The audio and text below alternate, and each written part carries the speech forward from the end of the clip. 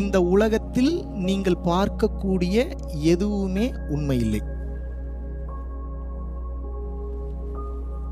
இது புரியாது இப்ப உங்களுக்கு. ஏன் தங்கம் வேணும்னு ஆசைப்படுறீங்க? அது இருந்தாதான் அடகு வைக்க முடியும், இல்லை விற்க முடியும். நம்மளை கெத்தா பார்க்குறானுங்க, மரியாதை கொடுக்குறாங்க. அதனால தானே தங்கத்துக்கு ஆசைப்படுறீங்க. இப்போ நான் என்ன சொல்கிறேன், இப்போ இந்த அறிவு ஓகே, இதை தாண்டின்னு ஒரு அறிவு இருக்குது. அது என்ன அறிவுனா அதான் மெயினியான அறிவு. சிற்றறிவு என்ன சொல்லுது? தங்கம் வேணும், அதுதான் கெத்துன்னு சொல்லுது. பேரறிவு என்ன சொல்லுது? அங்கே தங்கமே இல்லை, லூசு பயலே, நல்லா பாருன்னுது. என்னடா சொல்கிற? கண் எதிர்க்க தெரியுது, தொட்டு பார்த்தா ஃபீலா, டே இல்லை அங்கே தங்கம் இல்லை, அது தங்கமும் இல்லை, அங்கே அப்படி ஒரு கலரும் இல்லை, உனக்கு அப்படி ஒரு தேவையும் இல்லை, அங்கே நீயே இல்லைன்னுது மெய்ஞானம். என்னடா குழப்புற? இதை புரிஞ்சுக்கிறதுக்கு தான் மெய்ஞானம் வேணும். நீங்கள் பிறந்ததுலேருந்து இப்போ வரைக்கும் நீங்கள் பார்த்த பொருள் விலங்கினம் உயிரினம். இனிமேல் நீங்கள் பார்க்க போகிற பொருள் விலங்கினம் உயிரினம் அத்தனையும் மாயை, அத்தனையும் பொய். கிறுக்குத்தனமா லூசுத்தனமா அதை அடையிறதுக்காக உங்க எனர்ஜியை வேஸ்ட் பண்ணிட்டு இருக்கிறீங்க. உண்மையை உணர்ந்தவன் அனைவருக்கும் தெரியும், யார் எப்படி வேணாலும் அவங்களுக்கு பிடிச்ச மாதிரி வாழ்வதற்கு முழு சுதந்திரம், முழு உரிமை இந்த உலகத்தில் உண்டு. ஆனா பிரச்சனை என்னன்னா, அதை எவனும் சொல்லித்தரல, அதனால பயமா இருக்கு அதுக்குள்ள போறதுக்கு. எல்லாத்தையும் மீன் பண்றேன், பிசிக்கல் ரிலேஷன்ஷிப் மட்டும் சொல்ல, நல்லா புரிஞ்சுங்க. எல்லாத்தையும் மீன் பண்றேன். ஏங்க நான் பிறந்துட்டேன், நான் சம்பாதிக்கிறேன், இறைவனும் நானும் ஒரு தனி கனெக்ஷன்ல இருக்கிறோம். என் வாழ்க்கையை எனக்கு பிடிச்ச மாதிரி வாழ்றதுக்கு உரிமை உண்டா இல்லையா? Who are you to stop? இப்படி போகக்கூடாது, இப்படித்தான் போகணும்னு சரியான பதிலா இருந்தா பரவாயில்ல. தப்பான பதில கேட்டு அவன் சொல்ற மாதிரி பாதி வாழ்ந்துட்டீங்க, இவன் சொல்ற மாதிரி பாதி வாழ்ந்துட்டீங்க, அவன் சொல்ற மாதிரி பாதி வாழ்ந்துட்டீங்க, அவன் சொல்ற மாதிரி பாதி வாழ்ந்துட்டீங்க. உங்களுக்கு பிடிச்ச மாதிரி எப்போ வாழ போறீங்க? நைட்டு 9:30-10 மணிக்கு நடந்து போய் பானிபூரி கடையில் சாப்பிட்டா எவ்வளோ சூப்பராக இருக்குன்னு மனசு கேட்குது. எத்தனை நாள் பானிபூரி போய் அப்படி சாப்பிட்டுட்டீங்க நீங்கள்?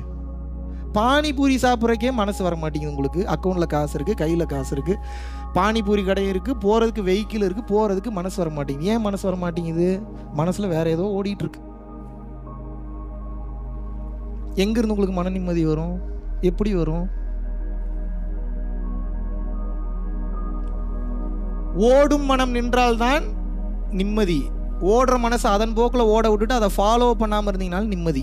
அதாவது அப்படின்னா என்னன்னா, எண்ணங்களை உருவாக்கக்கூடாது, எண்ணங்களுடன் தடுத்து நிறுத்தி சண்டை போடவும் கூடாது, எண்ணங்களை ஃபாலோ பண்ணிட்டு பின்னாடி ஓடிடவும் கூடாது. எப்படி பாருங்க, எண்ணங்களை நீங்க கிரியேட் பண்ணக்கூடாது. ரெண்டாவது, வரக்கூடிய எண்ணங்களை சண்டை போட்டு நிறுத்தக்கூடாது. மூன்றாவது, எந்த ஒரு எண்ணத்தையும் ஃபாலோ பண்ண, அது ஒரு கதை சொல்லுச்சுன்னா அப்படியா அப்படின்ட்டு பின்னாடியே போயிடக்கூடாது. தான் ஃபாலோ பண்ணக்கூடாது. இது மூணும் பண்ணலன்னா மனம் என்ன ஆகும்னா, ஒரு எண்ணம் உதயமாகும். அந்த எண்ணம் உதயமானோடனே அதை நீங்கள் கிரியேட் பண்ணல, அதான் கிரியேட் ஆயிருக்கு. இப்போ அதை ஃபாலோ பண்ணிட்டு நீங்கள் பின்னாடி ஓட போகிறதில்ல, இப்போ அதை தடுத்து நிறுத்தவும் போகிறதில்ல. ஒரு எண்ணம் உதயமாகுது, உதயமாயிட்டு அதுவே கிராஸ் பண்ணி போயிடும். 2-3 செகண்டில் ஒன்றும் பண்ணலன்னா அதுவே போயிடும். இப்போ பிரச்சனை என்னன்னா, உன் புருஷன் அன்னைக்கு என்ன பண்ணான்னு தெரியுமான்னு ஒரு தாட் வருது. இப்போ நீங்கள் என்ன பண்ணுறீங்க? அவன் என்ன பண்ணா உனக்கு என்ன, நீ போ, அப்படியா இருக்கீங்க நீங்கள் எப்படி இருக்கீங்க? ஆமாம்ல, என் புருஷன் என்ன பண்ணிட்டான் அன்னைக்கு, அவன் எவ்வளோ பெரிய தப்பு பண்ணிட்டான், அது கொஞ்சோண்டு நோண்டி விட்டுச்சு, பின்னாடி நீங்கள் எண்ணெயை ஊற்றுனீங்க, இப்போ கொழுந்து விட்டு எரியுது. புருஷன் பண்ணி முடிச்சா 5 வருஷம் ஆச்சு. அதுக்கப்புறம் நீங்கள் 3 புள்ள பெற்றுட்டீங்க. எத்தனை புள்ள பெற்றுட்டீங்க? 3 புள்ள பெற்றுட்டீங்க. அதுக்கப்புறம் ஏகப்பட்ட பஞ்சாயத்து 2 பேர் போய் சால்வ் பண்ணிட்டு வந்துட்டீங்க. 5 வருஷம் கழிச்சு என் புருஷன் அன்னைக்கு அப்படி பண்ணலாமான்னு உங்கள் மைண்டு ட்விஸ்ட் பண்ணி விடுது. இதை நீங்கள் யோசிச்சிங்களா? அதுவாக வந்துதா? இது பின்னாடி நீங்கள் ஏன் ஓடுனீங்கன்னா இப்போ குடும்ப நிம்மதி போயிடும். இதுக்கு பேர் தாங்க மனதை கையாளுதல். இப்போ இந்த மனசுனா என்னன்னு உங்களுக்கு தெரியல. மனம் என்றால் என்னவென்று தெரியாத காரணத்தினால் பிரச்சனைகளில் சிக்கிக்கொண்டு தவித்துக் கொண்டிருக்கிறீர்கள். இவ்வளவுதான் மேட்ரு. இப்ப மனசு என்னன்னு புரிஞ்சிருச்சுன்னா எல்லா பிரச்சனையில இருந்து வெளியில வந்துருவீங்க.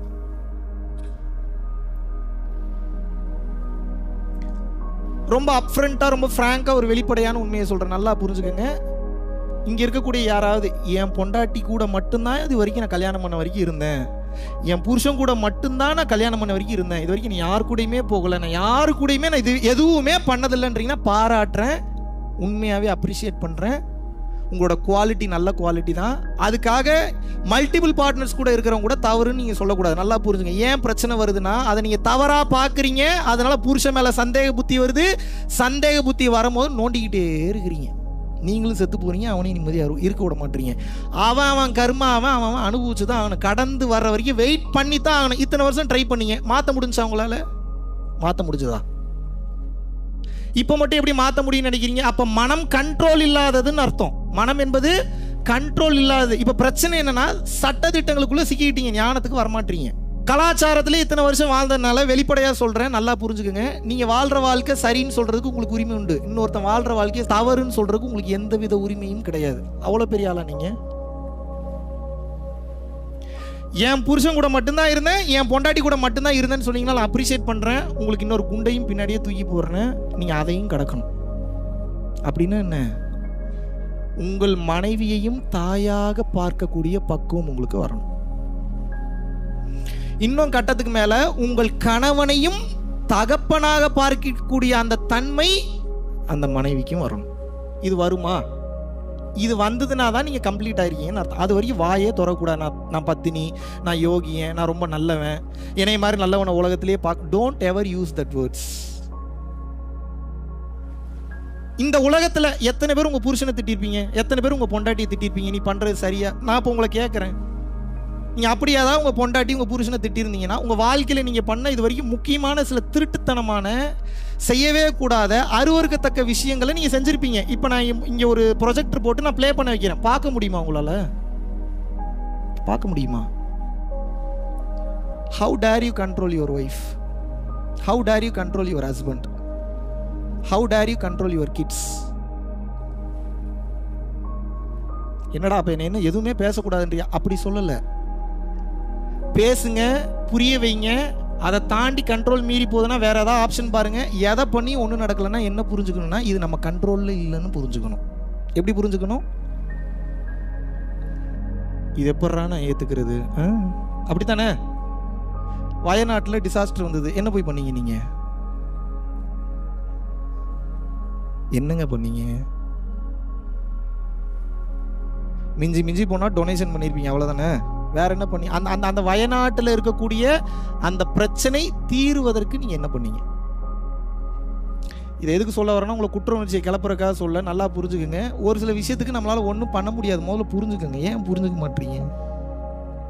ஓவர் அறிவாளித்தனமாக பேச வேண்டிய, மனிதனால் முடியாத விஷயம் எதுவுமே எல்லாம் கரெக்டு தான். இன்னும் 100 ஜென்மம் எடுக்கணும், பரவாயில்லையா? அந்த ஒரு ஆசைக்கா நீ 100 ஜென்மம் எடுக்கணும், பரவாயில்லையா? இறைவன் வேற ஒரு இதுக்காக உன்னை இந்த ஜென்மத்தில் படைச்சிருக்கிறாரு. நீ அதில் போனா ஈஸியாக எக்ஸிட் ஆகி போயிடும். சம்மந்தமே இல்லாமல் ஒரு புது ஆசையை கிரியேட் பண்ணி அந்த ஆசைக்காக அவன் வாழ்க்கையை வாழ்ந்து அதை அடையிறதுக்கு உன் திறமையும் வளர்த்துக்காம, தகுதியும் வளர்த்துக்காம செத்து போய் கடைசியில் அடுத்த ஜென்மத்தில் அந்த தகுதியை வளர்த்துக்கிட்டு, அதுக்கு அடுத்த ஜென்மத்தில் அந்த தகுதியை வளர்த்துக்கிட்டு அந்த ஆசையை அப்படி போய் அடையணுமா?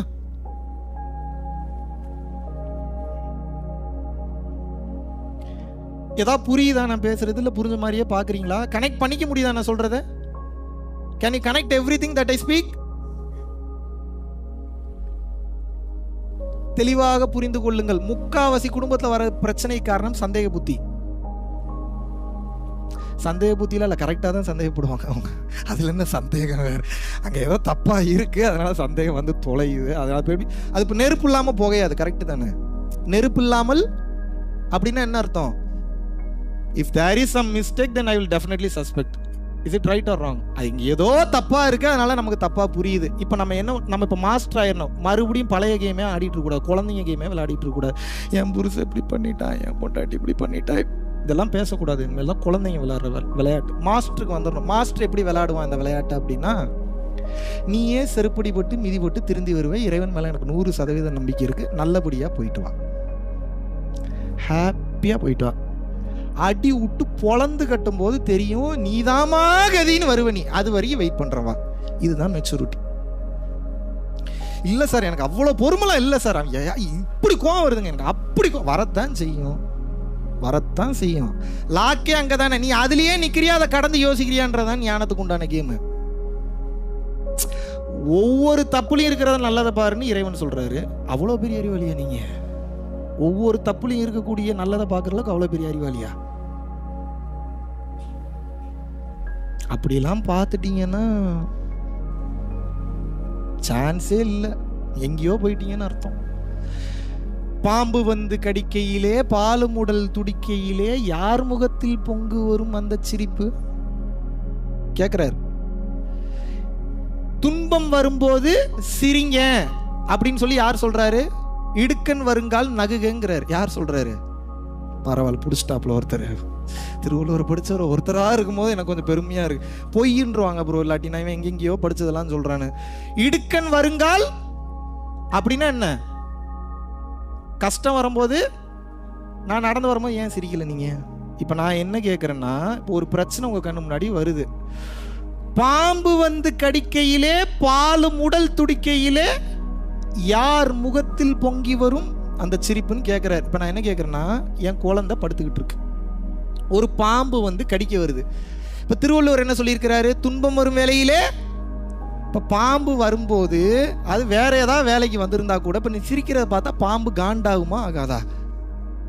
ஏண்டா எவ்வளோ பெரிய மேட்ரு, என்ன மாதிரி சமாச்சாரம், நான் என்னை பார்த்தா படையே நடுங்கும், நான் உன் குழந்தைய போட வந்திருக்கேன், நீ என்னடானா என்னை பார்த்து சிரிக்கிறியா? கோவம் வருமா வராது அந்த பாம்புக்கு?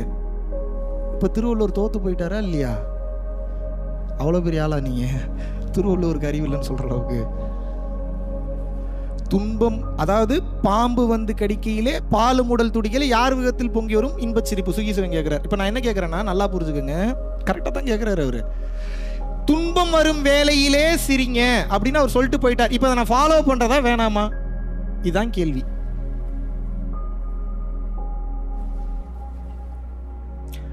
ஒரே ஒரு தப்பான புரிதல் இப்போ உங்களுக்குள்ள ஏறிடுச்சு. இப்போ நான் அந்த ஜட்டி மேட்டர் சொன்ன ஞாபகம் இருக்கா? ஜட்டி போட்டிங்கன்னா எய்ட்ஸ் வரும் அப்படின்னா தப்பான ஒரு ராங் இன்ஃபர்மேஷன் தான் அது. இவரே சொல்லிட்டாரு, அப்போ உண்மையாக தான் இருக்குன்னு உங்களுக்கு அடிக்கடி அந்த நினப்பு வரும். வரும்போது அடுத்து ஜட்டி போடுறத குறைப்பீங்களா மாட்டீங்களா? நீங்கள் பொய் சொல்லாமல் சொல்லுங்க. If you do or not, will you do or not? Say a single word answer, yes or no. Okay, accepted. இப்போ நான் அடுத்த கேள்வி கேட்குறேன். ஒரே ஒரு தப்பான பதிலை வச்சு வாழ்க்கை ஃபுல்லாக உங்களை ஜெட்டி போட விடாத அளவுக்கு நான் சாதிச்சிட்டேன். S or no? இப்படி எத்தனையை சாதிச்சிருப்பானுங்க இதுக்கு முன்னாடி வாழ்ந்தவனுங்க உங்ககிட்ட. எல்லாம் மாறி போச்சு. அவன் உன்னை சொன்னா எழுதும் போது ஒன்று எழுதுனா இங்கே வந்து ரீச் ஆகும் என்னமோ வருது. கருப்பு கலர்னா சம்மந்தமே இல்லாத கலர் வருது. இது கருப்பா வெள்ளையா சிவப்பா என்னன்னே தெரில.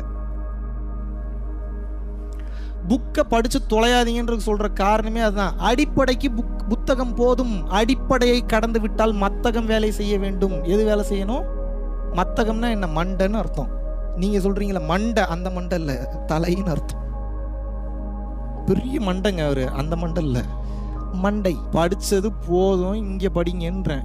ஏன்னா நல்லா புரிஞ்சுக்க, இன்னொருத்தன் பேசுனதை கேட்டு அப்படியே பேசுறீங்க, படிச்சதை கேட்டு அப்படியே பேசுறீங்க, சுற்றி இருக்கக்கூடிய தகவலை கேட்டு அப்படியே பேசுறீங்கன்னா நிறைய தவறான பிழைகள் வரும், நிறைய தவறான தகவல்கள் வரும். உங்கள் வாழ்க்கை நாசமாக போயிடும். நீங்கள் இன்னொருத்தன் சொல்லி அவன் வாழ்க்கை நாசமாக போயிடும். ஏன்?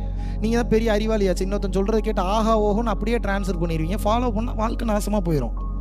இதுக்கு தான் ஞானம் வேணுன்றது. ஒருத்தன் ஒரு தகவலை சொல்கிறான், இல்லை ஒரு தத்துவத்தை சொல்லி அதை ரசிக்கிற மாதிரி இருந்தாலும் அந்த தத்துவம் சரியா தவறா என்று ஆராய்ச்சி பண்ணக்கூடிய அளவுக்கு சுய ஆராய்ச்சி என்பது ஒவ்வொரு மனிதனுக்கும் முக்கியம். அதுக்கு தான் ஞானம் அவசியம். இல்லாட்டினா சொல்றதான் உண்மை நினைச்சு வாழ ஆரம்பிச்சிருவீங்க. உண்மையும் பார்க்க முடியாது, ஞானத்துக்கும் போக முடியாது, சீக்கிரம் செத்தும் போயிருவீங்க ஸ்ட்ரெஸ் டிப்ரெஷன்ல. Don't blindly follow anyone or anything until you have the trust on some person or a being, whoever it may be. முழு நம்பிக்கை ஒருத்தர் மேல நீங்க வைக்கலன்னா அவனை முழுசா நம்ப கூடாது. எழுதி வச்சுக்க. என்னைய கேட்டால் எவனையும் நீங்கள் நம்பாதீங்க. நான் அதைத்தான் சொல்கிறேன். நீங்கள் என்னவே நம்பாதீங்க. மூடு நல்லா இருக்கிற வரைக்கும் நல்லா இருப்பேன். நாளைக்கு கிறுக்கு ஆகிட்டேன்னா என்ன பண்ணுவீங்க நீங்கள்? சரி, அப்போ இந்த டேட்டு வரைக்கும் நடந்த ப்ரோக்ராம் வரைக்கும் நல்லவனாக இருந்திருக்கேன், அது வரைக்கும் எடுத்துக்கணும், மீதியெல்லாம் எரேஸ் பண்ணிடணும். புரியுதா உங்களுக்கு? இந்த மைண்ட் செட்டில் தான் இருக்கணும் நீங்கள். அப்படிலாம் உங்களுக்கு கடைசி வரைக்கும் என்னால் நன்றி உணர்வாலாம் இருக்க முடியாது. எவ்வளோ நாள் தான் நன்றி உணர்வாக இருக்குது? நான் பிறவில்லா பெருவாளுக்கு போகணுமா போகக்கூடாதா? போகக்கூடாதாங்க. அப்போ எனக்கு வேலை இருக்கா இல்லையா? நாளைக்கு போவா? ஒரு வாரம் கழிச்சு பாருங்க. அண்ணா இப்போ டெல்லி கணேஷ் மாதிரி ஒரு ராகவேந்தர் சமாதிக்கு போகும்போது டெல்லி கணேஷ் இப்படியே பார்த்துட்டு இருப்பாராம். ஏன் தெரியுமா? போனாருன்னா போய் அவருக்கு அந்த டெக்னிக் தெரியும். ஒரு குறிப்பிட்ட பாயிண்ட் இருக்குது, சமாதிக்கு போயிட்டாங்கன்னா அந்த பாயிண்ட்டை தட்டி ஓப்பன் பண்ணோம்னா தான் சமாதியிலேருந்து மீள்வாங்க. அதெல்லாம் சொல்லித்தர மாட்டேன், கேட்காதீங்க. அந்த மாதிரி அவர். அப்படின்னா என்னன்னா, இவர் மேலாம் ரொம்ப கவனமாக இருக்கணும். மிகுந்த அன்போடு இருக்கிறவர். நம்ம மேலே எந்த அன்பில் இருக்கிறவர்? அவர் உண்மையாகவே நல்லவர் தாங்க, கெட்டவர்கள்லாம் சொல்லுங்க. ஆனால் அவர் தான் பெரிய டேஞ்சர் நமக்கு. இவருடைய மிகுந்த அன்பிற்காக, இவருடைய மிகுந்த பாசத்திற்காக இறைவன் என்ன பண்ணுவார் அப்படின்னா, இத்தனை பேர் இந்த உயிரை விரும்புகிறானுங்களே, சரி இன்னொரு 10 வருஷம் சேர்த்து ஆயில கொடுப்போன்னு கொடுத்துருவானுங்க. டேய், அதனால் உங்களை மாதிரி ஆளுங்கள்லாம் பார்த்தா நான் பயந்து ஓடிடுறது. ஏன்னா பிடிச்சி வச்சுருவீங்க இழுத்து. இந்த போதி தர்மனை பாதி தர்மன் ஆக்குனீங்க, ஞாபகம் இருக்கா? எப்படி ஆக்குனீங்க? போதி தர்மனை பாதி தர்மன் எப்படி ஆக்குனீங்க சொல்லுங்க? எப்படிங்க ஆக்குனீங்க? சோத்துல விஷம் கொடுத்து கொன்னுட்டீங்க நீங்க. எஸ்ஆர்னோ? செத்து போனாரா இல்லையா? என்னங்க எதை கேட்டாலும் தலையாட்டுறீங்க. போதி தர்மன் எப்படி செத்து போவாரு? நீ ஏன் சோத்துல விஷம் வச்சிங்கனாவே கண்டுபிடிச்சிருவோம், நான் பார்த்தா விஷம் கலந்துருக்குன்னு. போதி தர்மன் சோத்துல விஷம் வச்சா தெரியுமா தெரியாதா? ஏன் வச்சிட போறீங்க? குருஜிக்கு வச்சா கண்டுபிடிச்சிட போறாருன்னு ஒரு நாள். அவர் வாங்கும் போதே தெரியும் அதுல விஷம் இருக்குன்னு, இருந்தாலும் சாப்பிட்றாரு. ஏன் அப்படின்னா, அவர் அன்னப்பறவை மாதிரி விஷம் தனியா ஆற்றல் தனியா பிரிச்சு எடுக்கக்கூடிய அளவு பவர் பெற்றவர். அவங்க கண்ணு முன்னாடி அவங்க திருப்திக்காக சாப்பிட்ற மாதிரி சாப்பிட்டு புதைக்கிற அளவுக்கு சும்மா இருந்தாரு. அவ்வளோதானே உங்களுக்கு கதை தெரியும்.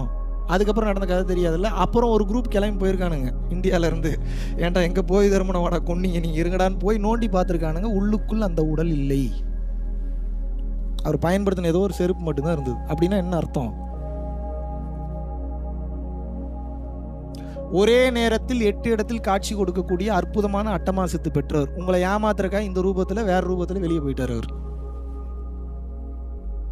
நம்மளால முடியுமா சித்தர்கள்லாம் கணிக்கிற அளவுக்கு? அவன் ஏன் கெப்பாசிட்டியே என்னன்னு தெரியாது உங்களுக்கு. நீங்கள் எப்படி நீங்கள் கொங்கண சித்தர், அகத்தியர், போகர், வார்த்தை ஏதோ சின்னதாக இருக்குன்றக்கா உங்களுக்கு ரொம்ப எளிமையாக போச்சு. போகர், புலிப்பாணி, சட்டை முனிநாதர், காலங்கிநாதர்னு.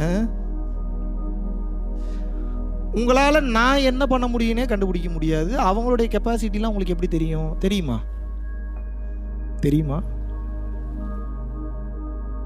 Don't ever underestimate the spiritual people and don't ever mess with the spiritual people, because once you mistakenly touch a spiritual person, you are not really aware of the spiritual forces behind them. எவன் கீழே இறங்குவானே தெரியாது.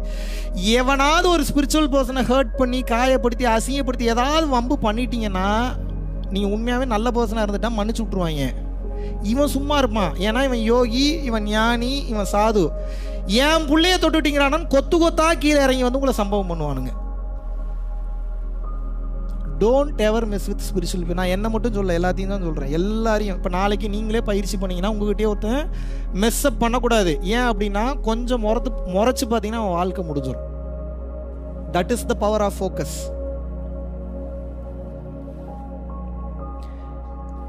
இந்த மொத்த ஆன்மீகமும் இந்த மொத்த சத்சங்கமும் உங்களுக்கு எடுப்பதற்கு உண்டான நோக்கம் ஒன்றுக்கு தாங்க. இப்போ நான் என்ன பேசினேன், எனக்கு பாட்டு மந்திரம்லாம் தெரியும், சொன்னால் ஏதாவது புரியுமா உங்களுக்கு?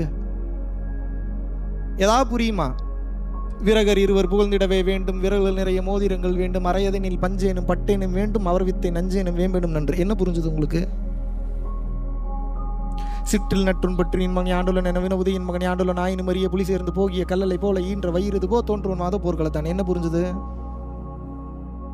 புரிஞ்சுது? உடம்பார் அழியின் உயிரார் அழிவர் திடம்பட்ட மெய்ஞானம் சேரவும் மாட்டார். உடம்பை வளர்க்கும் உபாயம் உணர்ந்த பின் உடம்பை வளர்த்தேன் உயிர் வளர்த்தேன். என்ன புரிஞ்சுது? தன்னை எறிய தனக்கு ஒரு கேடில்லை, தன்னை எறியாமல் தானே கெடுகிறான், தன்னை அறியும் அறிவை அறிந்த பின் தன்னை அரிசிக்கத்தான் இருந்தான். என்ன புரிஞ்சுது? இப்படி எத்தனை பேர் வேணாலும் எத்தனை பாட்டு வேணாலும் மனப்பாடம் பண்ணலாம். மனப்பாடம் செய்வது ஞானம் அல்ல. இறையை நினைத்தவுடன் மனப்பாடம் செய்யாமலே பாடல் எழுதக்கூடிய அளவுக்கு கண்டென்ட் வரணும். அதுக்கு பேர் தான் ஞானம். நீங்கள் அடிப்படை அறிவில் இருக்கிறீர்கள். உண்மையை உணர்ந்தவன் பேரறிவில் இருக்கிறான். இந்த அறிவு லேர்ன் பண்ணா மட்டும்தான் வரும். அந்த அறிவு அன்லேர்ன் பண்ணீங்கன்னா மட்டும்தான் வரும். புதுசை எல்லாத்தையும் நான் கொடுக்குறேன், உள்ள வச்சு விடுறேன், முதல்ல நீ பழசெல்லாம் காலி பண்ணுங்கிறார். என்ன சொல்றாரு? நீ கேட்கிற எல்லா புதுசையும் கொடுக்குற, நீ பழசெல்லாம் காலி பண்ணு. ஆமா, நீங்க எல்லாருமே தப்புங்கிறார். இப்ப இவ்வளவு நாள் எனக்கு போதிக்கப்பட்ட கலாச்சாரம் பொய். இப்ப இவ்வளவு நாள் எனக்கு விதிக்கப்பட்ட சட்டத்திட்டம் பொய். இப்ப இவ்வளவு நாள் எனக்கு சொல்லிக் கொடுக்கப்பட்ட பழக்க வழக்கம் அறிவற்றது, அவசியமற்றது, தெளிவற்றது. எப்படிப்பா நம்புறது? இப்ப சந்தோஷமா இருக்கணுமே. நீங்க சந்தோஷமா இருக்கீங்க? 24 மணி நேரம் சந்தோஷமா இருக்கீங்களா? 20% சந்தோஷத்துக்காக 80% துக்கத்தை டெய்லி அனுபவிச்சுட்டு இருக்கீங்க. Yes or no? then what is the lesson, what is the education that you have learned in your past? For what reason you are studying? Just for getting the marks? Just for getting the rank? To be placed in a university or to be placed in a good company? You are going and working as a slave there. The biggest scam in this world, do you know what is that? The biggest scam in this world, which is called your marriage first, the second thing is your job. If I am saying that you should leave your job, will you leave your job? Definitely you won't, because many people are afraid about so many things in this life. இப்போ அவனுக்கு ஒன்றும் இல்லடா போயிடலாம்டா, ஒன்றும் இல்லடா போயிடலாம்டா, ஒன்றும் இல்லடா இப்படி தட்டி கொடுக்கறதுக்கு தான் ஆள் வேணும், மீதி எல்லாம் அவனுக்குள்ளேயே இருக்கு. கொஞ்சம் தட்டி கொடுத்து கொஞ்சம் தைரியம் கொடுத்துட்டோம்னா ஜெயிச்சிருவான், வாழ்க்கையில் எல்லாமே அடைஞ்சிருவான். இங்கே பிரச்சனை என்னன்னா அடிப்படை கல்வியே தவறு. அப்படின்னா என்ன? Mark system, rank system. Mark system, rank system இருக்கும்போது ரிவல்ரி வருமா, போட்டி வருமா, பொறாமை வருமா, இல்ல அன்பு வருமாங்க? என்ன வரும்? நான் தப்பாதுன்னு கேட்கறேன்னா, யார் ஃபர்ஸ்ட் ரேங்க் எடுக்கிறான்னு பார்க்கலாம். தப்பான வார்த்தை, ரொம்ப ரொம்ப தப்பான. அது என்ன? யார் ஃபர்ஸ்ட்ங்க? ஒவ்வொன்றும் ஒவ்வொரு அழகுங்க பிரம்மனின் படைப்புல. ஒவ்வொன்றும் ஒவ்வொரு அழகா இருக்கு, ஒவ்வொன்றும் அவ்வளவு சூப்பரா இருக்கு. நீ எதை நீ குறை சொல்ல முடியும்? இல்ல இது தப்பு அப்படின்னு நீ சொல்றனா இறைவனுடைய படைப்பை தப்பு சொல்றன்னு அர்த்தம். நீ அவ்வளவு திமுறா? உனக்கு படைக்கப்பட்டது உன் விதிகளை பொறுத்து இறைவன் உனக்கு படைத்திருக்கிறார். அவளுக்கோ அல்லது அவனுக்கோ படைக்கப்பட்டது அவனுடைய கர்ம வினைகளுக்கு உட்பட்டு படைச்சிட்டு இருக்க. இறைவன் அவனுக்கும் சோறு கொடுக்குறாரு, அவனுக்கும் தண்ணி கொடுக்குறாரு, அவனுக்கும் ட்ரெஸ் கொடுக்குறாரு, அவனுக்கும் பார்ட்னர் கொடுக்குறாரு, அவனுக்கும் அனுபவங்களை கொடுக்கிறார், அவனுக்கும் இன்ப துன்பங்களை இரண்டையும் மாற்றி மாற்றி கொடுத்து கொண்டே இருக்கிறார். Yes or no? How dare you say that someone is wrong? உங்களுக்கு பிடிக்கல, உங்களுக்கு செட் ஆகல, அவ்வளவுதான் சொல்லணும். நீங்க அவன் தப்பானாலும் சொல்றதுக்கு உங்களுக்கு ரைட்ஸ் கிடையாது. Who gave that rights to you?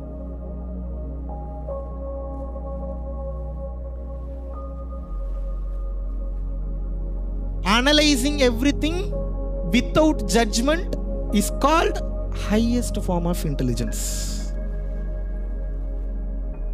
அப்படின்னா என்னங்க?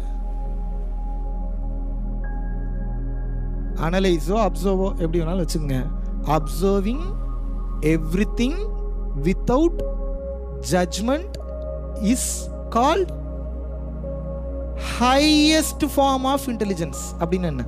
இந்த ஒரே ஒரு கோட் உங்களுக்கு புரிஞ்சிருச்சுன்னா பட்டயத்தில் எழுதி தரேன், உங்களோட குடும்ப வாழ்க்கை 200% ஆனந்தமாக இருக்கும். அத்தனை மேட்ரு இதுக்குள்ளே தான் இருக்குது. இப்போ இவ்வளோ நாள் நாங்கள் வாழ்ந்த வாழ்க்கை தூக்கி குப்பையில் போடுங்க. நான் தான் வேலைக்கு ஆகாதுன்னு தெரியல. தப்பான ஃபார்முலாவில் விளையாடிட்டு அப்புறம் சுகம் கிடைக்கலன்னா எங்கேருந்து கிடைக்கும்? நான் சொல்கிற ஃபார்முலாக்கு வாங்க, வாழ்க்கை சூப்பராக இருக்குது.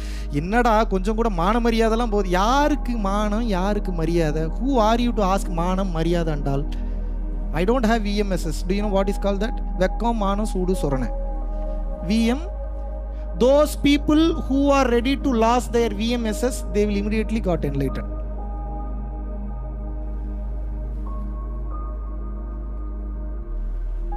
ஏன் வலிக்குது? எங்க அப்பா இப்படிப்பட்ட ஒரு ஃபேமிலியில இருந்து. எப்படிப்பட்ட ஃபேமிலிடா? என்னடா சாதிச்சுட்டு இந்த வயதில் வந்துதான் பிறக்கணும். ஏதாவது மேலே எதுவும் சீல் குத்திட்டு வந்தியா நீ? இல்லை வேற மேலே உட்காந்து அரட்டை இறங்க எதுவும் பேசுனியா? இல்லை நீயா நானா பேசுனியா? டைமுக்கு இந்த வீட்டில் நீ பிறக்கணும், அந்த வீட்டில் பிறக்கணும், இங்கே போகணும், அங்கே போகணும், விதிக்கப்பட்டது. அப்படி பிறந்துட்டு அப்படி வாழ்ந்துட்டு இருக்க. இருந்தால் வாழ்ந்துட்டு போ, இருக்கிறதுனா இரு, சாவுறதுனா சாவு. உட்காந்து எதுக்கு எல்லாத்தையும் டார்ச்சர் பண்ணிட்டு இருக்கிற? நான் என்ன மீன் பண்ணுறேன்னா நல்லா புரிஞ்சுக்கணும். நீங்கள் வாழ்கிறதே தவறான வாழ்க்கை முறை. இதில் இன்னொருத்தன் வாழ்க்கையை வேறு திருத்திருக்கு போகிறீங்க. கொடுமையை பாரு. மொட்டையும் சேர்ந்துச்சான், முருங்கை மரத்தில் ஏறிச்சான்னா என்ன அர்த்தம் அப்படின்னா, 2 மொட்டை அடித்த பசங்க, நீங்கள் நினைக்கிற மொட்டை பசங்க இல்லை, மொட்டை அடித்த பசங்க மரத்தில் ஏறுறாங்க. முருங்கை மரத்தில் ஏறினா என்ன ஆகும் நீங்கள் சொல்லுங்கள்? பிஞ்சு முருங்கை மரத்தில் ஏறினா என்ன ஆகும்? அது 2 பேர் ஏறினா என்ன ஆகும்? உடஞ்சி என்ன ஆகும்? மொட்டைக்கு வாங்க, அங்கே தானே மெயின் பாயிண்ட் இருக்குது. குப்புரை விழுவான், மேல இருந்து விழுவானா மாட்டானா? இப்ப மண்டை கீழே தேயுமா தேயாதா? ரத்தம் வருமா வராதா? இப்ப முடியோட வேல்யூ தெரியுதா தெரியலையா? ஞானத்தை எங்கேயோ போய் தேடிட்டு இருக்கிறீங்க. மொட்டையும் சேர்ந்துச்சான், முருங்கை மரத்துல ஏறிச்சான். அப்படின்னா என்னன்னா, அறிவே இல்லாத நீங்களும் அறிவே இல்லாத உங்க ஃப்ரெண்டுக்கு நீங்க பண்ணக்கூடிய அட்வைஸும் இதுதான். 2 மொட்டை, இது 2 சேர்ந்து முருங்கை மரம் ஏறிச்சுன்னா கண்டிப்பா ஒரு நாள் கீழே விழுந்துருவீங்கன்றேன். எப்படி தாண்டா இப்போ மரம் ஏற சொல்கிறேன்? ஏறுறது புளிய மரம் ஆயிருங்கன்றேன். இல்லை ஏதாவது நல்ல தென்னை மரமாக பார்த்து ஏறுங்கன்றேன், இல்லை ஏதாவது சேஃப்டி எக்யூப்மெண்ட்ஸாக பார்த்து வச்சுட்டுங்கன்னு ஏறு. அது என்னப்பா சேஃப்டி எக்யூப்மெண்ட்ஸ் அப்படின்னா என்ன அப்படின்னா, இங்கே நம்ம எதையும் கொண்டு போக முடியாது. இங்கே ஒரு டூர் வந்திருக்கோம். இனிமேல் உங்கள் மைண்ட் செட் இப்படி தான் இருக்கணும். இந்த பூமிக்கு எதுக்கு வந்திருக்கோம் நல்லா புரிஞ்சுக்கோங்க. You are not the human who is experiencing the divine experiences. You are a divine who is experiencing the human experiences. என்ன புரியுது? நீங்க மனுஷன் இல்ல இறை அனுபவத்தை அனுபவிக்கிறதுக்கு, நீங்க இறைவன். இப்ப மனிதன்னா எப்படி இருக்குன்ற மனித அனுபவத்தை அனுபவிச்சுட்டு இருக்கீங்க. புரியுதா புரியலையா? இதுக்கு மேல என்னத்தை தான் சொல்றது உங்களுக்கு நான்? You are not a human. You are not a bloody human. நீங்கள் மனிதனே இல்லை. மனுஷனா பிறந்தா எப்படி இருக்குன்னு அந்த அனுபவத்தை அனுபவிக்கிறதுக்காக வந்திருக்கீங்க. நீங்க மனுஷனாக மட்டும் இல்லை, முதலில் புல்லாக இருந்தீர்கள், அப்புறம் பூண்டா மாறினீங்க, அப்புறம் தலைப்பிரட்டையா மாறினீங்க, அப்புறம் அப்படியே கொஞ்சம் கொஞ்சமா வளர்ந்து பல்வேறு உயிரினங்களாக வாழ்ந்து இன்னைக்கு இந்த உடம்புக்கு மாறி இருக்கீங்க. ஹியூமன் பர்த் தான் உங்களோட நேச்சர் என்பது பொய். You are not a human. You are a divine. நீங்க யாரு? உங்ககிட்ட பொய் சொல்லி 10 பைசா பிரயோஜனம் கூட எனக்கு கிடையாது. 1 ரூபா கூட நான் வீட்டுக்கு எடுத்துட்டு போக போறது இல்லை. நல்லா புரிஞ்சுக்க. நீங்கள் மனிதன் இல்லை, இறைவன் தான். ஆனால் நீங்க இறைவன் நீங்க சொல்லக்கூடாது. என்னடா குழப்பற, இப்படிங்கிற அப்படிங்கிற, அப்புறம் அப்படி சுத்துற, அப்புறம் இப்படி சுத்துற. உண்மையா தான் சொல்றேன். நீங்க இறைவன் யார் சொல்லணும்? நீங்க செட் பண்ணி சம்பளம் கொடுக்குற 10 ஆள் சொல்லணும். சொல்ல வச்சிடலாமா? செட் பண்ணிட போறீங்க அப்படி எங்கேயாவது. நீங்க இறைவன் யார் சொல்லணும்னா, உங்களோட செயல்பாடுகளை பார்த்து, உங்க ஆக்டிவிட்டிஸை பார்த்து, உங்களோட மனநிலையை பார்த்து, வேற ஏதோ ஒன்னுடா அப்படின்னு யார் சொல்லணும்? உங்களை சார்ந்து இருப்பவர்கள் தான் உங்களை இறைவன் சொல்லணும். நீங்க உங்களை இறைவன் சொல்லக்கூடாது. எவன்லாம் தன்னை இறைவன் சொல்றானா அவன் இறைவன் இல்லை. எழுதி வச்சுக்க. இறைவன் ஒருபோதும் தன்னை இறைவன் என்று சொல்லிக் கொள்ளவே மாட்டான். ஏன் தெரியுமா? இறைவன் என்பது சப்ஜெக்ட் இல்ல, இறைவன் என்பது தன்மைன்றது இறைவனுக்கு நல்லா தெரியும். அப்ப இறைவன்னா என்னன்னா, அது அங்கீகாரம் கேட்காது, அது அங்கீகாரத்தை வைத்து கொண்டாடாது, அது ஈகோயிஸ்டிக் பார்க்காது, அது சாப்பாடு கேட்காது, நான் பண்ணிட்டு எனக்கு என்ன திருப்பி பண்றேன்லாம் கேட்காது. அது என்ன பண்ணணும்? அதுக்கு தெரிஞ்சதெல்லாம் ஒன்னே ஒண்ணுதான். என்னன்னா, நீ அவனுக்கு வெடிகுண்டு வைக்க வந்தாலும் சாப்பிட்டு வந்தியாப்பான்னு கேட்கும். சாப்பிட்டங்க, சரி வச்சுட்டு போப்பா அப்படி ஓரமா. இல்லை சார் 2 நிமிஷத்தில் செத்துருவீங்க, 1 நிமிஷத்துலேயே சாகிற அளவுக்கு செட் பண்ணுங்க. நீங்கள் வந்திருக்கீங்கன்னா அது ஒரு நல்ல காரணத்துக்காக தான் வந்திருப்பீங்க. அந்த அளவுக்கு போயிடும் உங்களோட ஞானம். ஏன்டா வெடிகுண்டு வைக்க வந்தா எப்பட்றா சொல்லிடலாமா? ஒரு பிக்கஸ்ட் சீக்ரெட், இது வரைக்கும் எங்கேயும் சொல்லாத ஒரு சீக்ரெட் சொல்றேன். பயந்தீங்கன்னா வெடிகுண்டு வெடிக்கும். 100% சரண்டர்ல இறைவனை பார்க்க போறோன்னா, இறைவா எப்ப வெடிக்க போறேன்னா அது வெடிக்கிறது வெடிச்சு தொலையாது. மனதை நிறுத்தி ஒரு வினாடியில காத்துல மனசை மட்டும் கரைக்கணும், உடலை கரைக்க முடியாது, அது லேட்டரு. மனசை மட்டும் 1 செகண்ட்ல காத்துல கரைக்க தெரிஞ்சிருச்சுன்னா, எதிரே வரும் மிருகங்கள், எதிரே வரும் விலங்குகள், எதிரே வரும் பிரச்சனைகள் எந்த ரூபத்தில் வந்தாலும் இறை அருளினால் மொத்தமாக ஆக்கிரமிப்பு செய்யப்பட்டு அதனுடைய சாதக பாதக விளைவுகள் எல்லாத்தையும் இறைவன் எடுத்துட்டு உங்களுக்கு நல்லதை மட்டும்தான் பண்ணுவார். ஆனா மனசை கரைக்க தெரியணும். எப்படி? பயிற்சி பண்ணா தான் கரைக்க முடியும். எப்படின்னா பண்ணா தான் கரைக்க முடியும். என்னெல்லாம் ரிசல்ட்ன்றதெல்லாம் சொல்லிட்டேன். இனி நீங்க என்ன பண்ணணும்ன்றதை இனிமேல் தான் சொல்ல போறேன். நல்லா புரிஞ்சுக்கோங்க. இந்த மனம் பூதாகரமாக மாறிவிட்டான். இவனை இப்போ அவ்வளோ சீக்கிரம்லாம் அடக்க முடியாது. நீங்க விளையாட்டு காரியம்லாம் கிடையாது, நீங்க நினைக்கிற மாதிரிலாம் இல்லை. ரொம்ப டஃபஸ்ட் ஜாப் இப்போ நீங்க பண்ண போற ஜாப் என்ன? Toughest, most toughest job in this universe.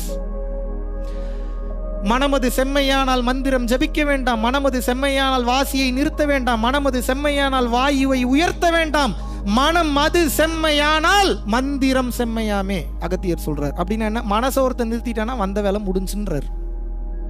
அது எப்படி நிறுத்த முடியும்? அவ்வளோ சீக்கிரம் நிறுத்த முடியுமா என்ன? அவ்வளோ சீக்கிரத்தில் நிறுத்த முடியுமா? எப்படிங்க மனசு நிற்கிறது? ஊர்பட்ட பாவம் பண்ணிட்டு இருக்கோம். கங்காணி இல்லென்று கள்ளம் பல செய்வார், கங்காணி இல்லா இடமில்லை காணுங்கால், கங்காணியாக கலந்தெங்கும் நின்றானை கங்காணி கண்டார் கள ஒழிந்தாரு. அப்படின்னா என்னங்க? சிசிடிவி கேமரா எல்லா இடத்துல இருந்து பார்த்துட்டு இருக்குன்னு அப்பவே எழுதிட்டார் 3000 வருஷத்துக்கு முன்னாடி திருமூலர். இந்த சிசிடிவி கேமரா இல்ல, இறைவன் ஒவ்வொரு அணுவுக்குள்ளே இருந்து உங்களை பார்த்துக்கிட்டே இருக்கிறாருன்னு எழுதுறாரு. எப்ப தப்பிச்சு வருது இதுல இருந்தேன்னு? விளையாட்டா? இஸ்லாம் மார்க்கமும் கிறிஸ்துவ வெளிப்படையா பேசுற, மறைச்சு வச்சு பேசுறதுக்கு ஒண்ணும் இல்லை. இஸ்லாம் மார்க்கமும் கிறிஸ்துவ மார்க்கமும் ஒற்றுமை ரொம்ப ஜாஸ்தி அவங்களுக்கு. எதுக்கு எடுத்தாலும் மாஷா அல்லா, இன்ஷா அல்லா, ஜீசஸ் கிரைஸ்ட்ன்றோம். உங்க வாயிலிருந்து என்ன வருது? ஆமாங்க, கொஞ்சம் நான் கஷ்டப்பட்டு தாங்க பண்ணுது. ஆமாங்க, என் உழைப்புல தாங்க வந்தது இது. ஆமாங்க, அவன் என் பையன் தாங்க. இஸ்லாத்துல இருக்கிற யாரையாவது போய் கேளுங்க, இறைவன் செயலுங்க, இறைவன் அருளுங்க. எங்க நமக்கு அந்த புத்தி வந்தது? ஒரு சில, நான் பேர் சொல்ல விரும்பல, ஒரு சில இந்து மதத்தில் இருந்த தவறான மதவாதிகளின் காரணமாக அவர்கள் அதிக அகங்காரத்திற்கு உட்பட்டார்கள். அவர்களை கொத்து கொத்தா ஃபாலோ பண்ண இந்தியாவில் இருந்த எல்லா மனிதர்களும் அகங்காரத்திற்கு உட்படுத்தப்பட்டார்கள். இந்தியாவில் மட்டும்தான் மனுஷனை தெய்வமாக கும்பிடுவாங்க, வேற எந்த நாட்டிலையும் கிடையாது. அது நார்த் இந்தியாலாம் போயிட்டீங்கன்னா சிலை வழிபாடெல்லாம் கம்மி. குரு தான் இறைவனே, குரு தான் இறைவன். குரு காலிலே விழுந்து கிடப்பான். குரு பேச்ச மாத்தி பேச மாட்டான். ஊரெல்லாம் திருடிட்டு வருவான், ரேப் பண்ணிட்டு வருவான், கொலை பண்ணுவான், கொள்ளையடிப்பான். பஞ்சாப் சைடு குருவை பார்த்தானா காலில் விழுந்துருவான். குருவே உண்மையான பக்தி. நீங்க நினைக்கிற மாதிரி பக்திலாம் இல்லை. நீ பஞ்சாப் சைட்லாம் போய் பாருங்க, கொடூரமான பக்தி. இன்னும் நீங்க அந்த பக்தி சைடெல்லாம் நீங்க போகல. இப்ப நான் அவ்வளவு தூரம்லாம் உங்களுக்கு போக உங்களுக்கு இன்னும் அடிப்படையே புரியல. நீங்க கொடூரமான ஆன்மீகம்லாம் எப்ப நீங்க தெரிஞ்சுக்க போறீங்க? ஒவ்வொரு நாடும், அந்த நாட்டில் இருக்கக்கூடிய மக்களும், நீங்க பார்க்கக்கூடிய செய்தித்தாள், நீங்க பார்க்கக்கூடிய செய்திகள், அலைபேசி, தொலைபேசி, தொல்லைபேசி, எல்லா பேசியும், அப்புறம் தொலைக்காட்சி மொத்தமும் சேர்ந்து உங்களை என்ன பண்ணிருக்குன்னா பணம் தான் முக்கியம் நம்ப வச்சிருச்சு. பணம் இருந்தா தான் உன்னால வாழ முடியும், இல்லை செத்து போயிடும்னு சொல்லிருச்சு. அதுக்கு ஈக்குவலா நீங்க சில எக்ஸ்பீரியன்ஸஸ் பார்த்துட்டீங்க. இப்போ இதுதான் வாழ்க்கை நினைச்சு வாழ ஆரம்பிச்சிட்டீங்க. இப்போ நான் என்ன சொல்றேன்னா, இப்போ வர்றதுக்கு எத்தனை வழி இருக்கு? கேஎல்ல இருந்து வர்றதுக்கு ரோட் ரூட் மட்டும் சொல்லுங்க. என் கேமரூன் ஐலாண்ட் சொல்லியா மலை ஏறி வந்தா வர முடியாதா? வர முடியுமா? முடியாதா? ஏறணும், அதுக்கு திறமை இருக்கணும், அவ்வளவுதான். வழி இருக்கா இல்லையா? இருக்கா இல்லையா? அதுபோலதான் இந்த இறைவனை அடைவதற்கு ஏகப்பட்ட வழிகள் இருக்கு. அதுல இஸ்லாமும் கிறிஸ்துவமும் ஸ்ட்ராங்கா பிடிச்சிக்கிச்சு, இந்து மதம் மாட்டிக்கிச்சு. ஏன் மாட்டிக்கிச்சு? எல்லாரும் தன்னை முன்னிறுத்தினார்கள், இறைவனை முன்னிறுத்த தவறிவிட்டார்கள். திருவள்ளுவரை தாண்டி வள்ளலார் துப்புறாரு மூஞ்சிலேயே. அதை கடந்து வள்ளலாரும் துப்புறாரு நம்ம மூஞ்சில. எப்படி தெரியுமா துப்புறாரு? ஓவர் பில்டப் பண்ணாத, துவைதத்தில் தொடங்கினால் அத்வைதம் தானே வந்த இதுங்கிறார். அப்படின்னா என்ன அர்த்தம்? முதல்ல நான் வேற இறைவன் வேறன்னு தான் நீ பார்க்கணும். ஏன் பார்க்கணும்? நீ இன்னும் பக்குவத்துக்கு வரல. நானும் இறைவனும் ஒண்ணுன்னா இப்ப திமிரு வந்துடும், அகங்காரம் வந்துடும், ஆணவம் வந்துடும், எவனையும் மதிக்க மாட்டான். அப்ப என்னன்னா, நீ துவைதத்துல தொடங்கு, நான் வேற இறைவன் வேறன்னு பாரு. ஒரு கட்டத்திற்கு மேல் இறைவனே வந்து சொல்லுவாரா, நீ இதுக்கப்புறம் தனித்தனியா பார்க்காத ராஜா, நீயும் நானும் ஒன்றாகி விட்டோம் என்று இறைவனே வந்து சொல்லுவார். அது வரைக்கும் ரெண்டையும் வேற வேறையா தான் பார்க்கணும். இறைவன் வேற, நான் வேற. அப்படின்னா என்ன? அது பேரொளி, நான் வெறும் சிறு ஒளி. இந்த பேரொளியில் எல்லோரும் சென்று ஐக்கியமாவதற்காக என்னால் முடிந்த உதவிகளை இந்த உலகிற்கு நான் செய்து கொண்டு வருகிறேன். கண்ணில் பார்க்குறவங்களுக்கு நான் செய்கிறேன்னு செஞ்சுட்டீங்கன்னா வந்த வேலை முடிஞ்சுங்க. அந்த பேரொளியில் இந்த சிறு ஒளி போய் ஐக்கியமாயிரும். இந்த சிறு ஒளி எப்பயும் பேரொளி ஆகாது. இந்த சிறு ஒளி என்னாகும்?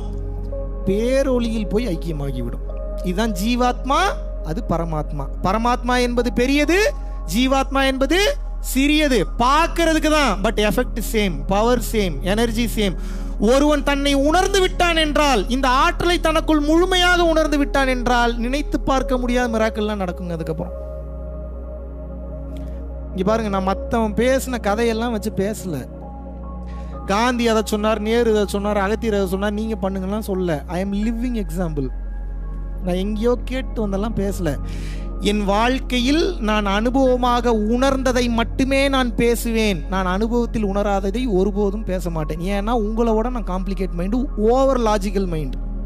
எனக்கு 100% தெரியும். இந்த மாதிரி நான் உட்காந்து பேசிகிட்டு இருக்கும்போது இங்கே என்ன மாதிரி உட்காந்து ஒருத்தர் பேசிகிட்டு இருப்பார். அப்போ அவர் பேசவே நான் கணக்கு எடுத்துருவேன். என்னென்னா இங்கெல்லாம் ஒரு பொய் பேசுகிறாரு, இங்கெல்லாம் உண்மை பேசுகிறாரு, இங்கெல்லாம் நியாயத்தை பேசுகிறாரு, இங்கே டிவைனை பேசுகிறாரு, இங்கே ப்ராடக்ட் சேல் பண்ணுறாரு, இங்கே அவரை முன்னிறுத்துறாருன்னு அவர் பேசி முடிக்கிறதுக்குள்ளே நான் ஒரு ரிப்போர்ட் எடுத்துருவேன். அப்போ நான் எவ்வளோ வாட்ச் பண்ணுவேன்?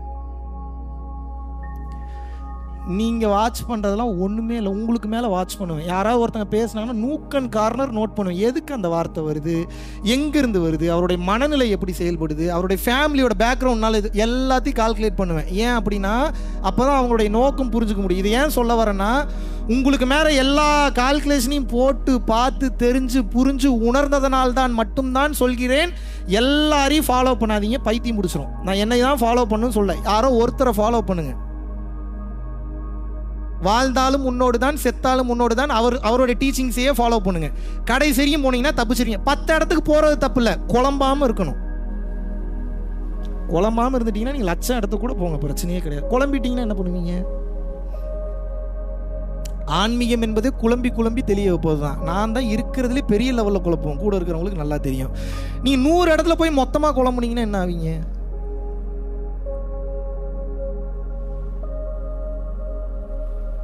டைம் ஜாஸ்தி இல்லைன்றேன், சீக்கிரம் செத்து போயிடுவேன்றோம்.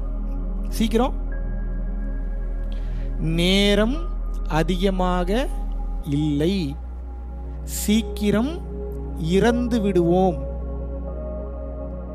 உங்க அப்பா, உங்க அம்மா, பொண்டாட்டி, புருஷன் யாரும் நீங்க செத்து போனதுக்கு அப்புறம் உங்களுக்கு ஹெல்ப் பண்ண முடியாது. செத்ததுக்கு அப்புறம் என்னடா ஹெல்ப் பண்ணணும்னு கேட்காதீங்க. அதுக்கப்புறம் தான் பெரிய வேலை இருக்கு. The life after the life, the life after the death. அந்த வாழ்க்கையை பத்தி உங்களுக்கு என்ன தெரியும்? எங்க கத்துட்டு இருக்கீங்க?